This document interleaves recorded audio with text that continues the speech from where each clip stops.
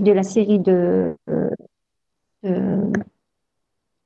la catalyse, c'est la chimie-sorption de l'azote sur un catalyseur à base de fer. D'accord? À 396 degrés Celsius, vous posez des questions, même si par rapport aux questions ici, là, par rapport à la, je ne sais pas, à comment le sujet est donné, enfin, comment l'exercice est posé. Si vous avez des questions, il faut les poser. D'accord? Chimie-sorption de l'azote sur un catalyseur à base de fer. À 396 degrés Celsius, les volumes d'azote absorbés ramenés aux conditions normales de pression et de température sont obtenus en fonction de la pression du gaz. Comment peut-on justifier que l'on a affaire à une chimie-sorption? En utilisant les hypothèses de Langmuir, peut-on avancer que l'azote est fixé sous forme moléculaire ou sous forme dissociée? شفيتو في الكور درنا l'absorption non dissociative et l'absorption dissociative. Justifiez votre réponse. Proposez une méthode pour déterminer la chaleur d'absorption de l'azote sur le fer. Ça, on ne l'a pas encore fait, parce que c'est la dernière partie du cours sur l'absorption. On va la faire, Inch'Allah, demain. Mais معليش, vous allez voir que ce n'est pas sorcier. Hein. Vous pouvez... Enfin, je vais le faire et on va le faire aussi demain. Bien. Qu'est-ce qu'il nous donne? Il nous donne la pression et le volume. Ça, c'est quoi? V, c'est le volume d'azote absorbé. P, c'est la pression d'équilibre lorsque l'absorption a lieu. C'est-à-dire qu'ils envoient une certaine quantité de gaz, une partie est absorbée et une partie reste en équilibre. Ce qu'on mesure ici, c'est la pression à l'équilibre de l'absorption pour chaque point. Parce que ici, on a envoyé une quantité, ici, on a envoyé une autre quantité, etc. On envoie des quantités plus ou moins grandes en fonction du temps. Bien. Comment peut-on justifier que l'on a affaire à une chimie-sorption? Le point le plus important qui va vous permettre de dire que c'est une chimie-sorption, c'est la température élevée. Je vais la souligner et la mettre, voilà, aussi le type 1, c'est très bien. La température, oui, merci beaucoup. Et si on trouve qu'elle se très très bien, c'est très très bien. Tout est bon. Tout ce que vous avez dit est bon. La température élevée. Parce que, l'azote, c'est un gaz à température ambiante, vous êtes d'accord?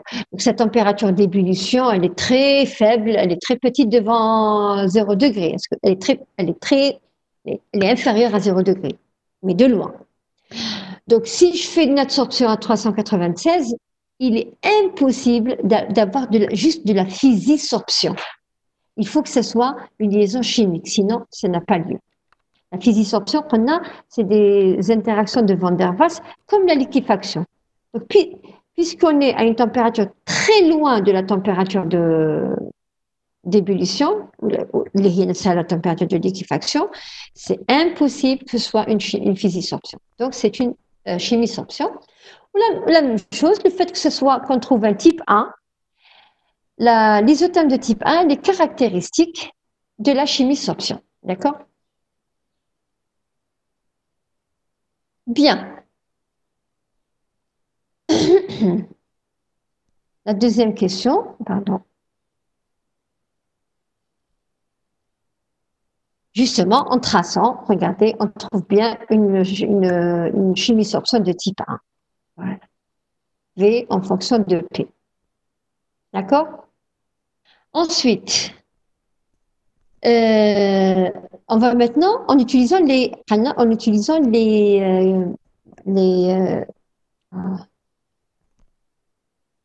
hypothèses de Langmuir, montrer est-ce que la chimie-sorption se fait, l'absorption se fait en dissociative, là en moléculaire.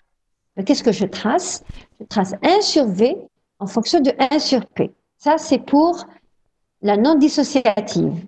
Si je trouve une droite, ça veut dire qu'elle est non dissociative.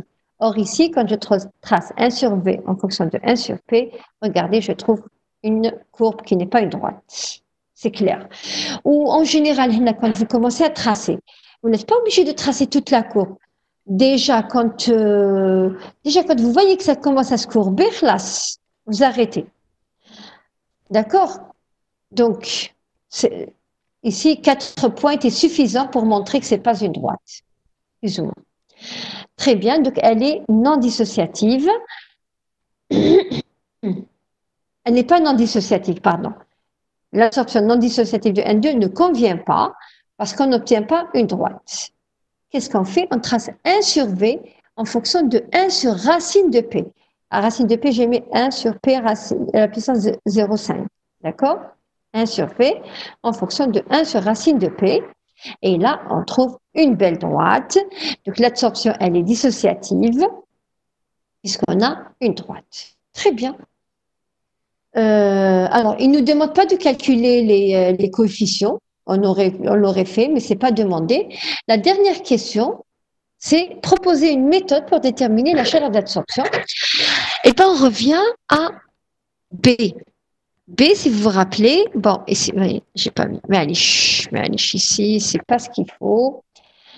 Alors, ce que je veux vous dire, allez, parce qu'on va le faire demain, donc je vais arrêter ici. Je vais vous dire, réfléchissez sur la question. B, on avait trouvé que c'était K absorption sur K désorption.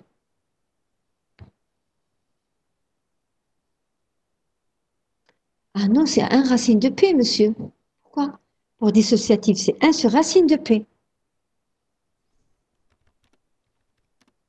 Ah non, moi j'ai mis 1 sur P à la puissance 0,5. La puissance 0,5 هي نفسها 1 sur P à la puissance 0,5 اللي هي نفسها racine de P. فاروق il n'y a pas de quoi. Donc par rapport à la chaleur d'absorption, rappelez-vous que B, c'était K absorption, K, la constante de vitesse de l'absorption, sur K désorption.